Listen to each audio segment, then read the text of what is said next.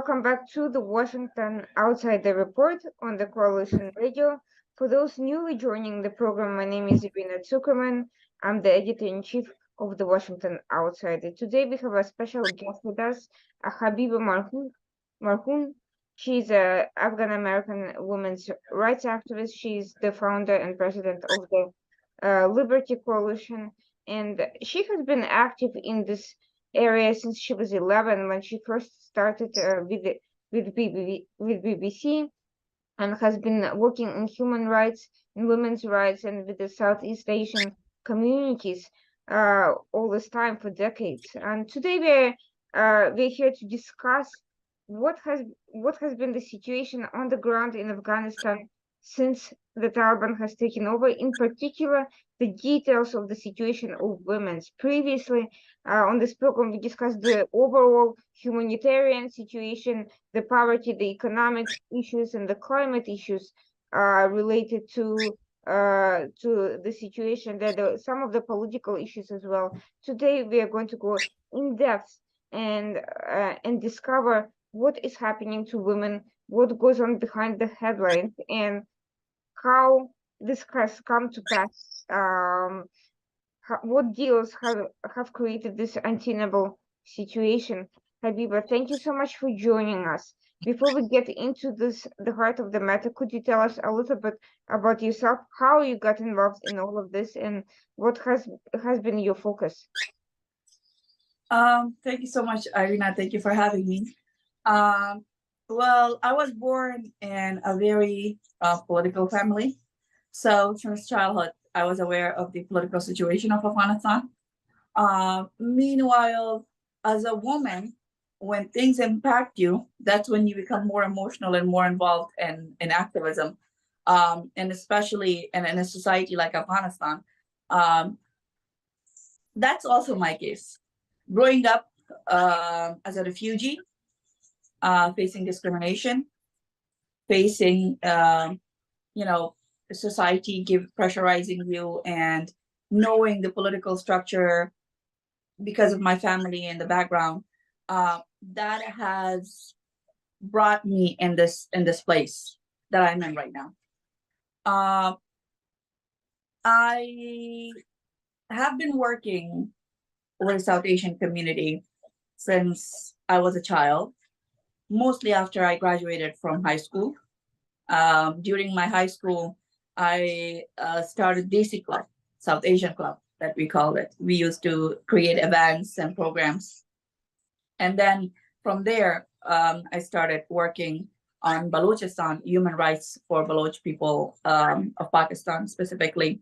And then moreover, I started getting involved more. I was also the first person to organize a protest in front of the Capitol against US funding Pakistan in war on terror, which I thought was very oxymoronic because Pakistan was the one supporting, and our tax dollar payers' money was going back to the country that was actually supporting the terrorists.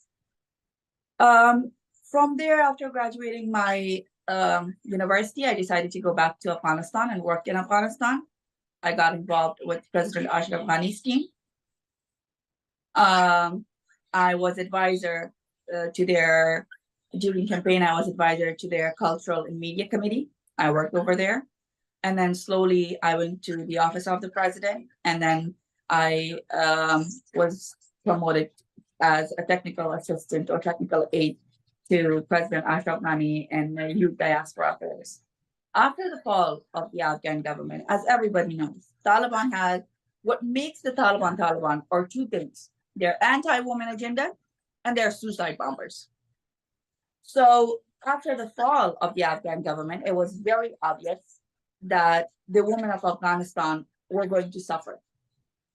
Because I had worked in Afghanistan for a very long time with Afghan women, we started getting contacts, connecting with people. People started connecting with us. People started writing nonstop to each other, checking on each other, asking each other for help.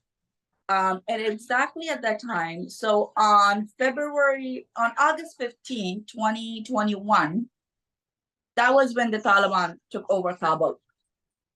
And on from August 15 at night to August 16, all the social media accounts of women, you could see them changing their names, deactivating them, erasing their identity, not just in the public sphere, but also on social media, which, you would consider that to be not as dangerous, less harmful. It's a freedom of speech.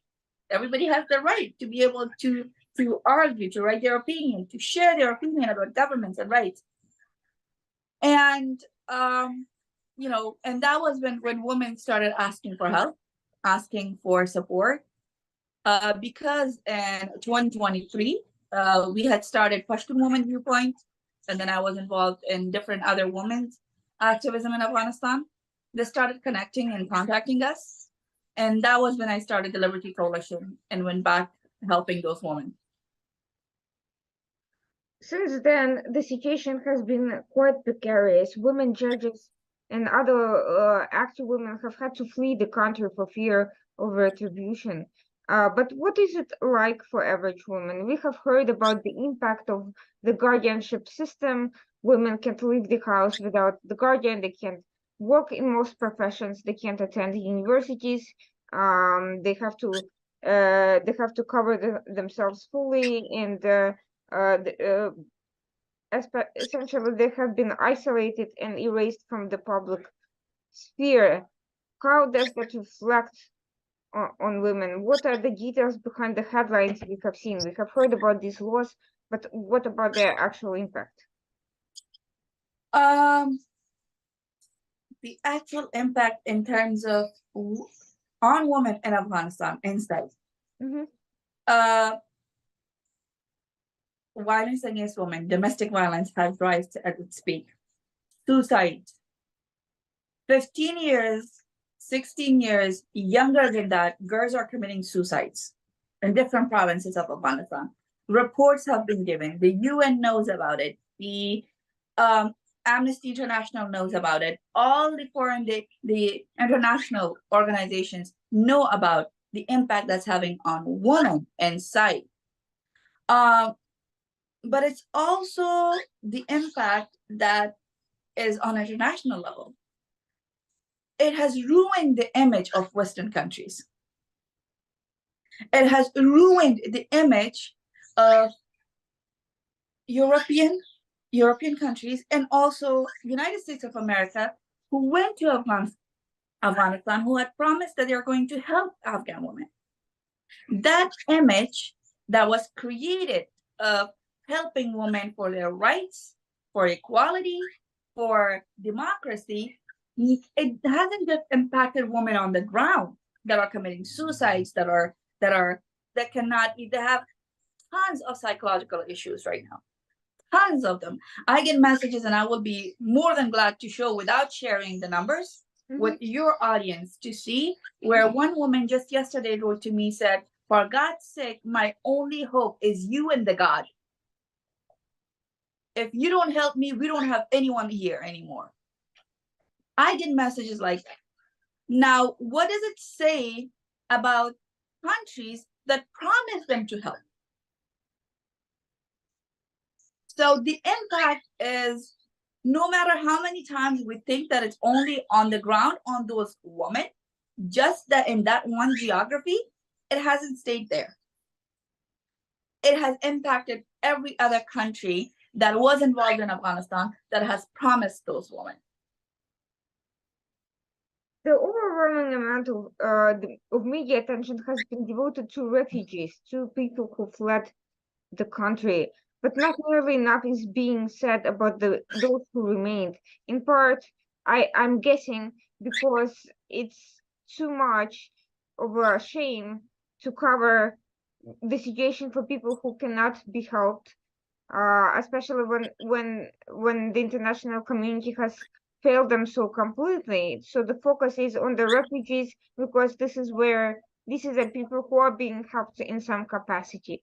So let's talk about the people who remained, how and why they remained, the choices they are capable of making under the current circumstances, how are they reacting? How are they trying to adjust, and what is being done practically to help the women in those situations and their families? How and why are they remained? This administration should answer that. Because right now, we have a lot of our allies, a lot of the American allies who are on the ground in Afghanistan, who are hiding in different countries. Many of them have fled to Pakistan or to Iran, and they have nothing to live on. Why are they there? How are they there? This administration needs to be held accountable for that. This savior complex where they show people running and the Americans being, the foreigners being the force of driving them out of danger and giving them new life and bringing them as refugees. That's beautiful. Thank you for doing that. But let's not forget who brought the Taliban there. Let's not forget who made the Doha deal there. Let's not forget from the beginning, who gave the Taliban this mentality that you could come back after 20 years of fighting, 20 years of American investment, 20 years of American lives being, we have soldiers over there. All of a sudden, all that narrative, all that history, all those achievements are being covered by just few footage and few videos of airplanes flying away with a few people who were not, most of them were allies. Of course, I'm not going to say they were not allies, but those who are still in danger and who are our allies are still stuck on the ground. I know a general that if the Taliban could get hold of him, they would chop him into pieces. His life is in danger. I have contacted many people and I've told them, hey, he was your guy. He was your ally. Help him out. But I haven't heard anything back. The withdrawal wasn't smooth, as the Department of State and others would like to put it. It wasn't. It wasn't done the right way. Why wasn't done the right way? How wasn't done the right way? This administration should answer that. The Oversight Committee in Congress needs to start looking at the details. They need to start looking at what went wrong during the withdrawal and how, why. How has this impacted women on the ground? Women protesters who started protesting against the Taliban, who have been to prison, who were beaten, who were taken with their kids, who right now have no one to rely on, who once upon a time worked with one of the NGOs that United States had on the ground in Afghanistan. They're unable to come out. Or their cases are in progress, and it's not in progress. Their cases are being processed, and they have been in Pakistan for years. Now, here's another issue with that. A lot of grants, human rights grants, help women for 6 months. After 6 months, they do not give them any type of assistance. Now, women who have been in Pakistan for a year or more than a year, they have only been helped for first 6 months. What happens after 6 months? You're on your own.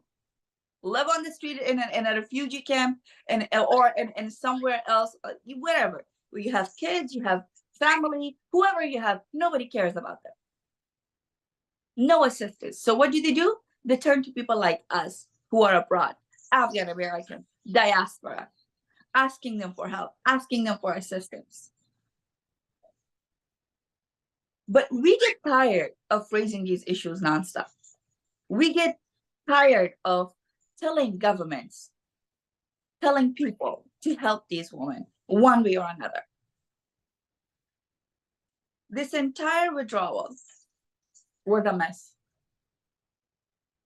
women, children, allies who have helped us are still in Afghanistan or in refugee areas. Who could answer? Who should be held accountable? Who should be answering all of our questions? This administration.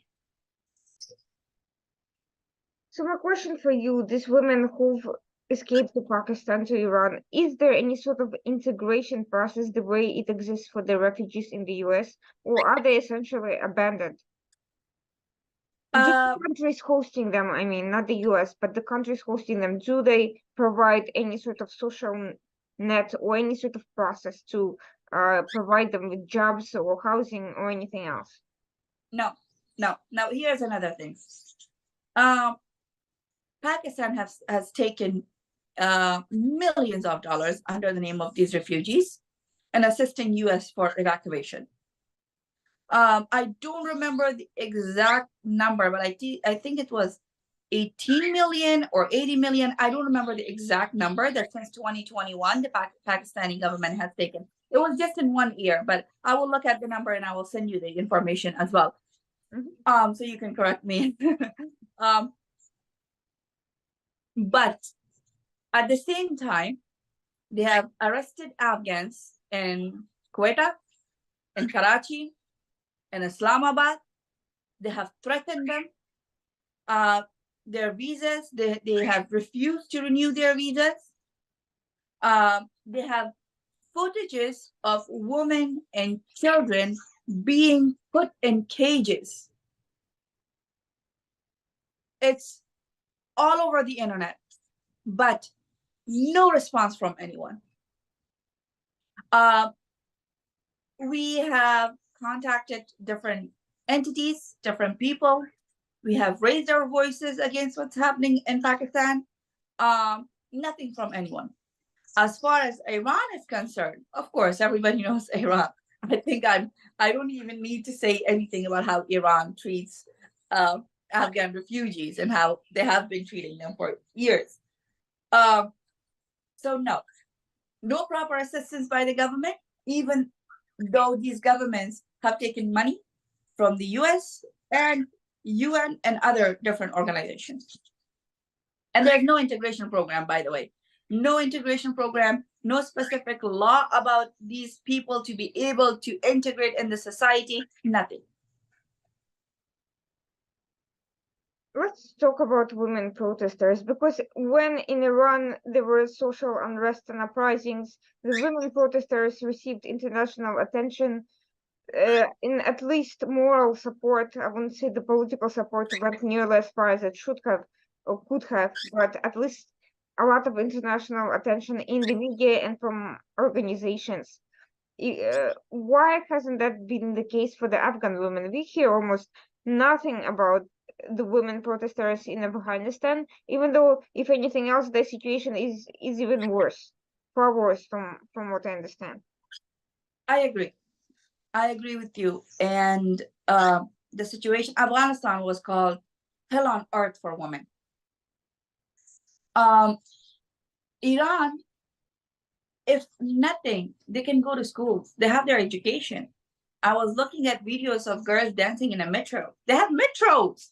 Afghanistan doesn't even have that. There is huge difference in Iran and Afghanistan in terms of science, economy, culture, A to Z. Huge difference. Now, why are people talking about women in Iran? Remember, it took Iranian women 40 years to come on the streets like that. When the Afghan woman, August 15, 2021, the Taliban entered, August 17, Razia Barakzai, an Afghan protester, was standing in front of the presidential palace. The Taliban were holding guns to her, and she said, "You don't own this house. You don't own my country. We refuse to accept you." One day after the Taliban came, Afghan women started protesting. But the world has decided to completely abandon Afghanistan. And this administration has decided to put the reports of Afghanistan, suppress the information, suppress the truth, but support Iran. Now we have, of course, we support Iranian women. Everybody supports Iranian women. We're always against extremism. Any woman who suffers around the world, we support them.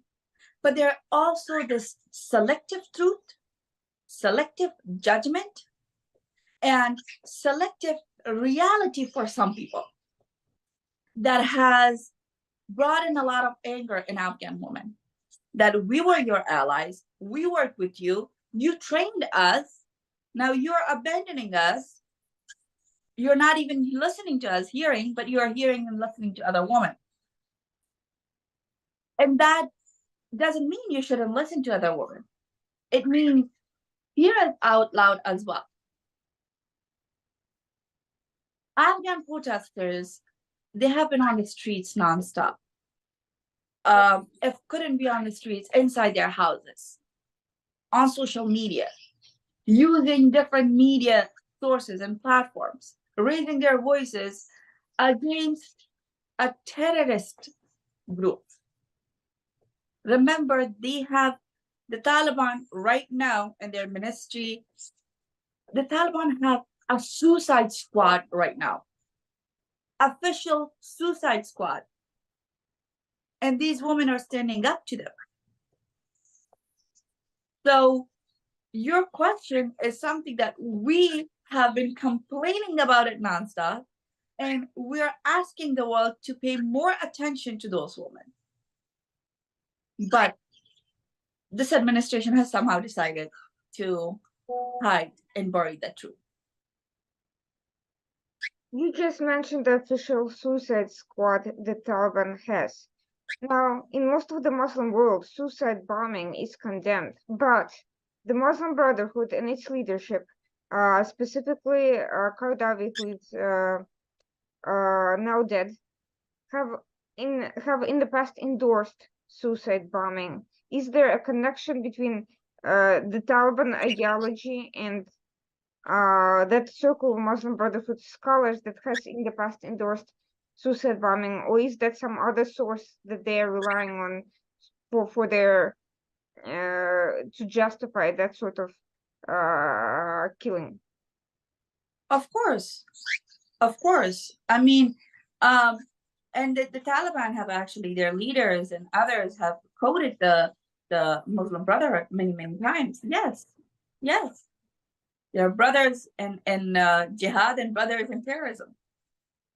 I'll get to that point momentarily, but I wanted to kind of come back to the issue of the women protesters once again, because the other day I had an incredible opportunity to hear a little bit from these women directly, and this is to my audience, because these women are terrified of speaking to the public, terrified of speaking to foreigners, justifiably. So their conditions are incredibly dangerous, and there is a complete loss of trust. Nevertheless, I think it's extremely important that their stories get out without naming their names. What can you tell us about some of these women and what have they gone through? Because I think their individual experiences matter, and I think our audience should not be thinking of them as an abstract, faraway situation. They should hear some of these stories. So one of the people that, in one of the protesters you met, she was taken by the Taliban with her kids,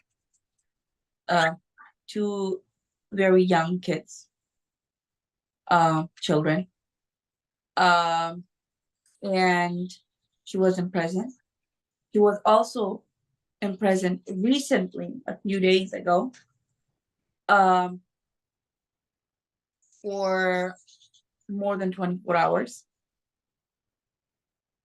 Another person who was also in this conversation with us, he was one of the first protesters at the beginning who was taken to the prison for days and days and days. And she's still stuck in Afghanistan, by the way, letting you know. She's still in Afghanistan. She hasn't been evacuated or been taken to any refuge areas because a lot of their paperwork and stuff is taken. Meanwhile, another person that who I can't name. I'm sorry that I'm unable to name names, and I'm just calling them person at this point. It's for their own security reasons. I don't want to put anybody in danger.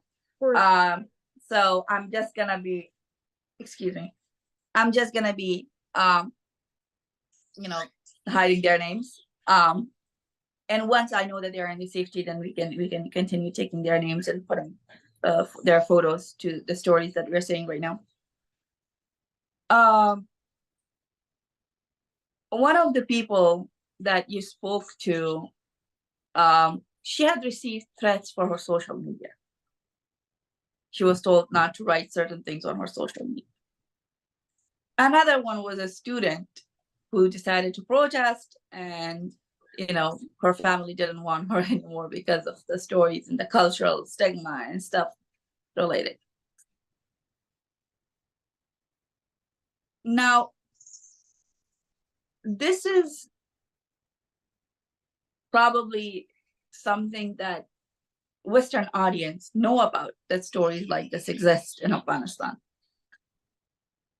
What they don't know about is that each of these girls, these women, have worked hard to accomplish something in their lives for years and years and years. And when they reached, or they were on their way to reach to their peak point, that's when the Taliban came and everything fell.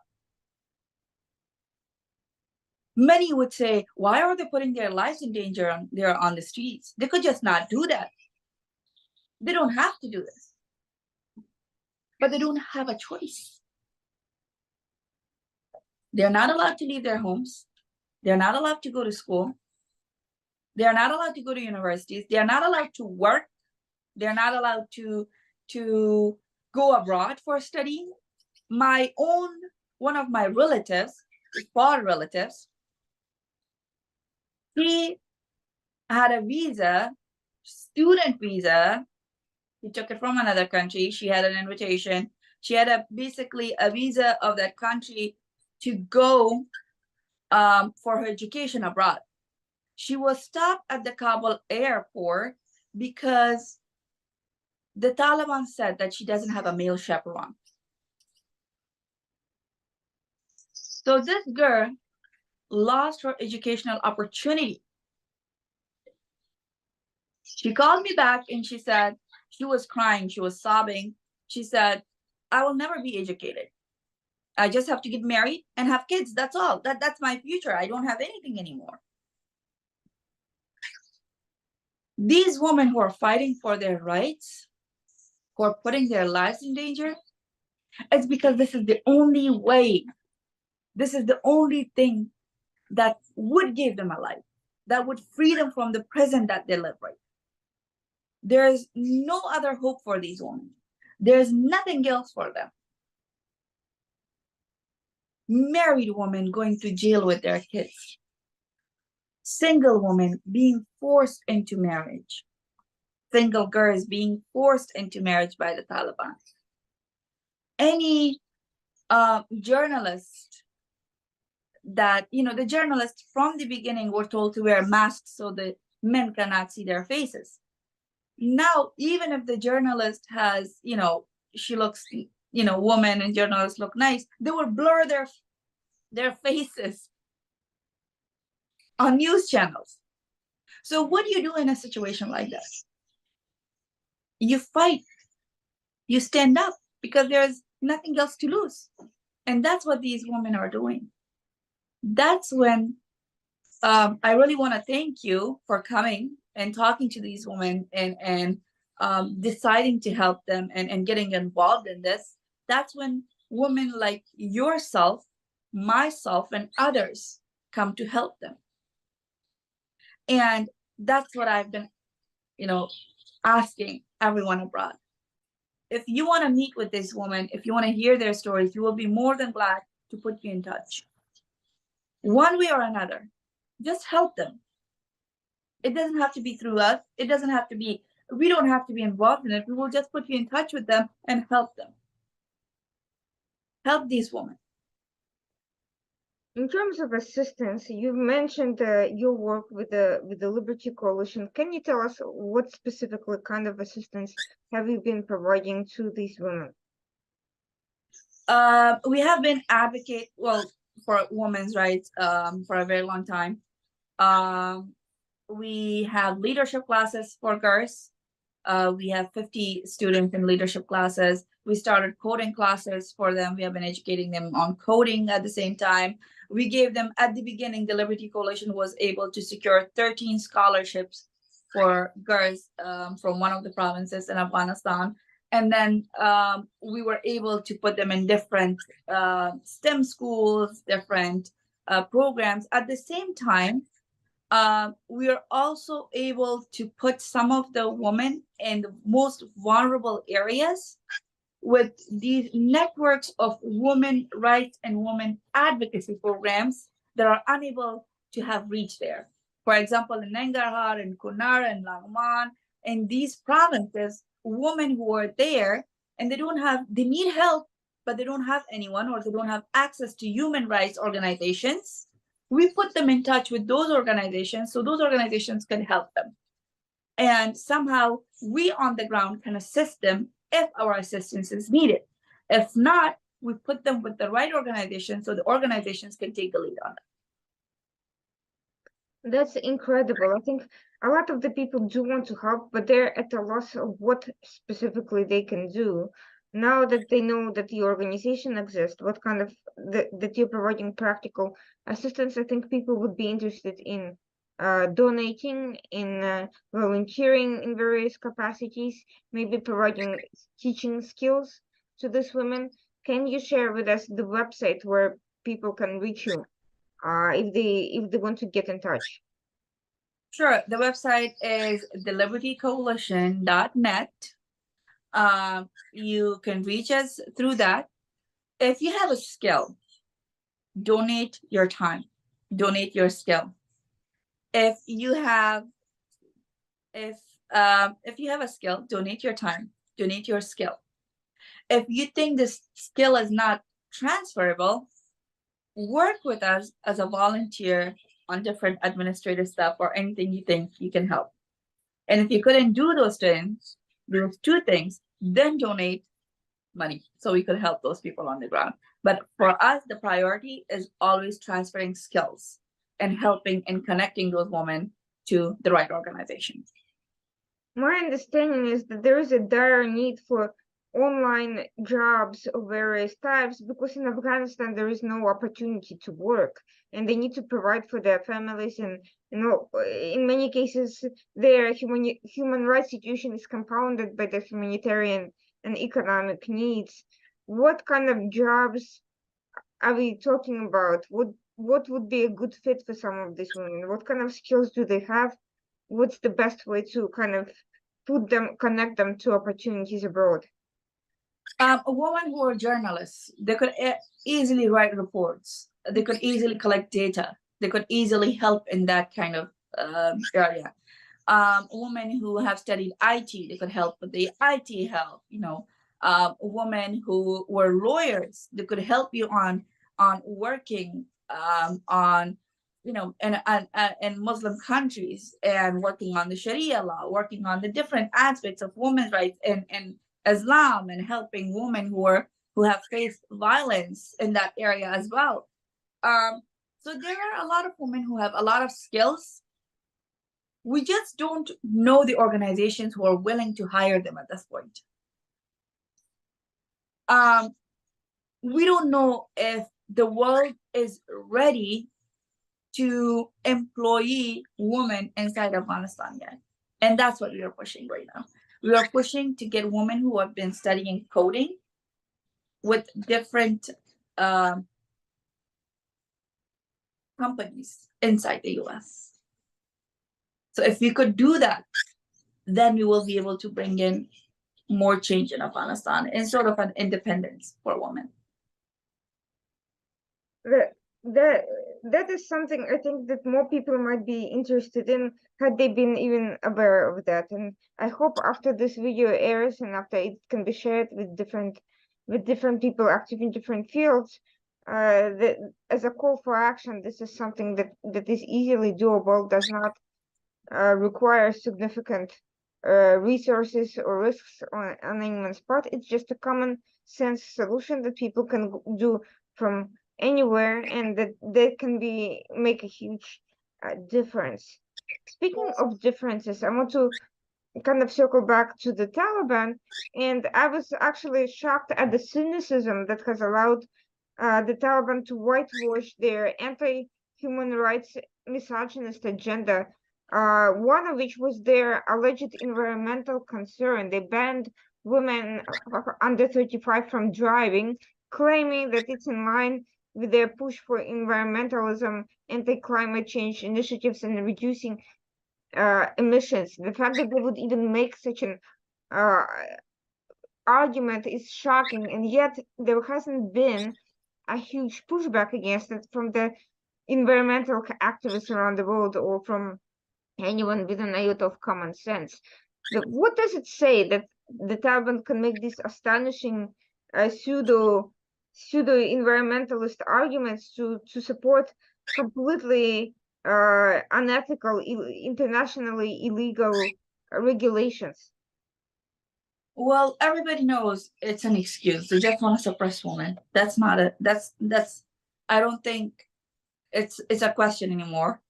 Um, but one thing that we know is that whether environmental issues in Afghanistan have let's call the elephant in the room. Environmental issues in Afghanistan have never been huge. You have to remember in Afghanistan, people are at the survival level. Mhm. They're living one meal to another meal to another meal. So environmental was never, even though the previous government during the Republic, the government tried to bring in a lot of attention to it. There were huge campaigns, there were huge programs, but the situation in Afghanistan was in a way that it's a war zone, and war zone, all you talk about and think about is your own survival, your life, individual life, basically. Another thing regarding the organization that you mentioned, I think yesterday you were there when one of the girls mentioned that she went to a program, a place, one of the offices for polio, to talk to them if she could start, working as polio assistant, the ones who go to door. I don't know the exact name, what it's called, but and she said that the foreigner started laughing and said, "What kind of people are you?" And the girl said, sarcastically, he told me this, and I said, "What do you mean?" I was kind of in a shock and kind of offended as well, why he was saying this thing. And she said that the Taliban have told us that if you want to administer polio to the Afghan children, remember, Afghan children in their own country for the future of their own generation, then you have to pay us. So a lot of NGOs that work in Afghanistan, and I think she named a couple of NGOs, which I will not name for legal reasons over here, that work on the ground, did pay money to the Taliban to be able to work on the ground. So to expect NGOs, organizations, not just NGOs, in general, organizations and institutions that are working in Afghanistan, that have been working there, to expect them to do something greater than what they have been allowed to do in Afghanistan, I don't think that's doable. I don't think that's even gonna work. And I don't think that the environmentalists ever cared about the environment in Afghanistan on a general note. I don't think that the world feminist movements and feminist organizations right now care about Afghan women as much as they should.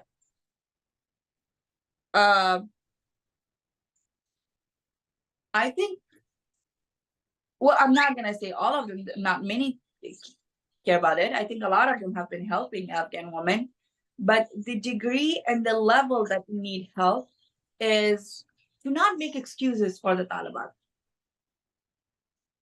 Help isn't just, at this point, help isn't just giving humanitarian aid to the Afghan women or evacuating them. It's also recognizing the Taliban atrocities. It's also recognizing the things that Taliban are doing. That part of help, it has diminished. So your question is very much valid, but you have to remember, for any organization, any institution, any sort of activists that are working in Afghanistan to raise their voice, they have to be the Taliban first. This situation is completely unacceptable, and yet there are those who made it accepted, who sold this Taliban as a somewhat more moderate force than before, than a typical normalized kind of Muslim entity to the international community. And we know who those people are. And one of those parties is Qatar, which has hosted Taliban for years, gave them political office, and trained them in the sort of Western buzzwords and language and PR that is acceptable to the international institutions and to Americans, and that made them less shocking to accept. And now Qatar has, not only after selling this horrific human rights abusive entity, it has become the US main partner on Afghanistan and essentially administers US policy in Afghanistan. Basically, it's like letting the fox guard the chicken coop. The way I see Well, it. So how do you explain this? How do you explain that after everything that we've seen, after the world has been deceived and manipulated into believing that Taliban has in any way changed or reformed, now the same country continues to play this political role and in these issues. well, don't even get me started on that one.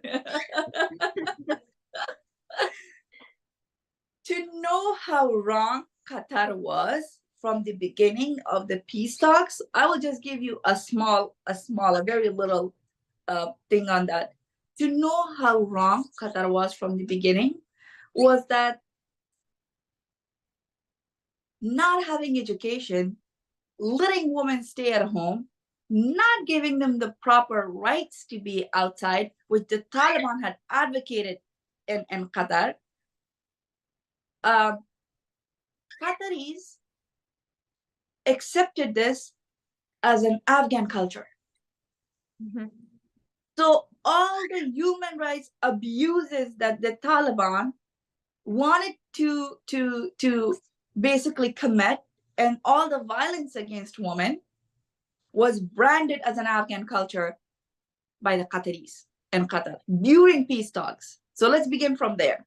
Mm-hmm. During peace talks. Now, how wrong were they? Look, I'm educated, I'm sitting here. I'm a Pashtun by tribe. A Pashtun, the same tribe that the world likes to call and say, hey, they're all Taliban. Let me give you my family history. My dad is educated. My mother is educated. My mother graduated from Kabul University. My aunts graduated from Nangarhar and Kabul University. My grandmother was a poet. My great grandmother was a poet who won an award by former prime minister and then the first president of Afghanistan, Daud Khan. Generations of education. But this is just my example. But all this was washed and thrown away by the Qataris. All our beautiful history, our history where remember, the United States of America didn't have the right to vote when the Afghan woman had the right for education, for vote, for everything at the time. Before the US got their rights, before women in the United States got their rights, King Amanullah Khan gave that right to women in Afghanistan. All that was washed away by Qataris. all that was cleaned and thrown away. All the beautiful history of Afghanistan was thrown away, and all the violence, all the human rights abuses, everything negative a terrorist group could bring into a country was branded as an Afghan culture. That was when we knew that Qatar is not on our side anymore. Qatar is not on the women's side, women's of Afghanistan's side. And for this administration to listen to Qatar without doing their homework, without knowing how, for generations, Afghan have struggled, Afghan women have struggled, what the Afghan culture is, and yes, every torn war, a country that has experienced war has its issues. Those issues get embedded in the society. We are not denying that. Nobody is denying this. I'm not saying Afghanistan is heaven on earth. I'm not saying Afghan culture doesn't have issues. I'm not saying Afghan men do not have issues. I'm not saying Afghan women do not have issues. I'm not telling you that my culture is okay. I understand that. But to brand a terrorist group's violence and their own agenda as a culture, that's a disrespect. And this administration accepted that and thrown away Afghanistan in the hands of Qatar.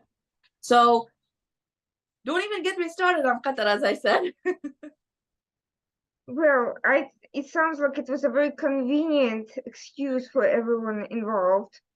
But at the very least, I think at this point, the international community should wake up that they were deceived, that they were manipulated, and that it's quite frankly what they would not accept in their domestic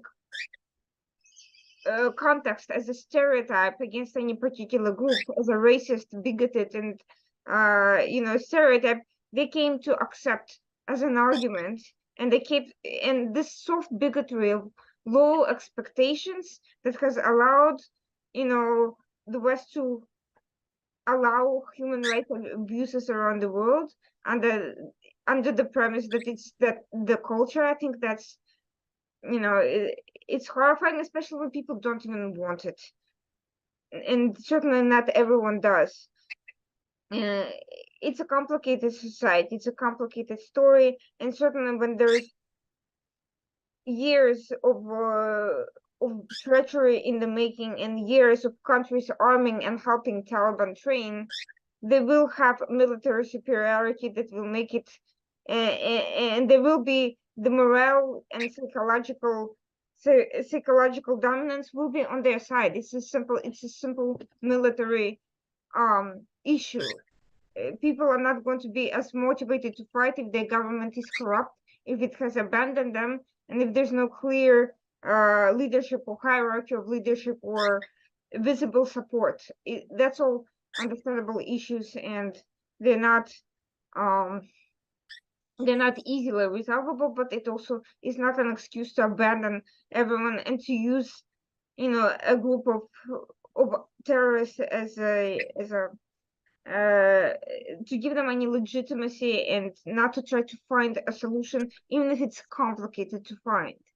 And what I see is there's an attempt to distance through the media, through the international political community, NGOs. There's a distancing from this mess, as if it will not come back to haunt us, as if there is no human potential being wasted, as if we don't have a moral obligation to the people who have been misled and then abandoned. So I think it's very important to continue discussing this, to continue drawing attention to the story that needs to have more eyes on it, not fewer, and that and it needs to get to the point where it's more shameful to stay silent than to speak about it. Yes, there's a responsibility. Yes, there's moral shame in the way everything came out. It doesn't mean that everyone was involved in that decision making. That was obviously U.S. foreign policy choice, and most people had nothing to do with that. But that doesn't mean that now there's nothing more to be done. There's no pressure that can't be put to re-examine this policy and to examine what can be done.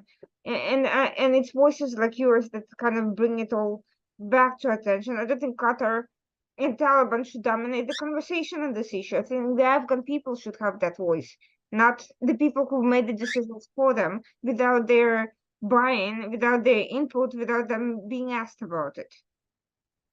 I think it's absolutely horrendous that these decisions were made without the input of the Afghan people themselves. Thank you for saying that. Yes, we all agree with that. Thank you so much for actually being an ally and putting that. I don't expect this to be solved overnight. Obviously, nothing ever is, but I do think that if we can continue bringing it to everyone's attention and make the world not forget it.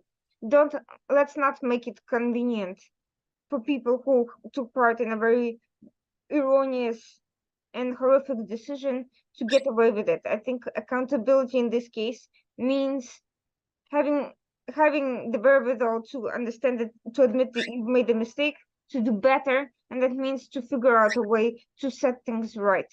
However long it takes, whatever it means, it needs to not be forgotten. It needs to be, at the very least, a part of the discussion, part of the conversation, and you should not be isolating people who were betrayed and make them and victimized and make them into double victims by now forgetting them and putting that shame on them.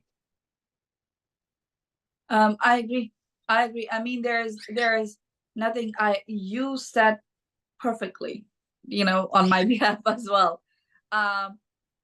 And it's allies like you that have been the most helpful for us throughout this entire time.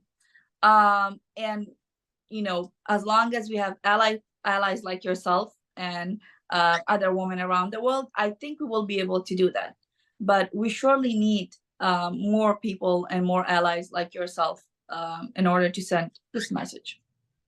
Thank you so much for joining us. Thank you for your courage in continuing this fight, and on behalf of these women who have suffered so greatly and whose voices I hope will bring to the light more directly in more detail, because they all deserve to be heard.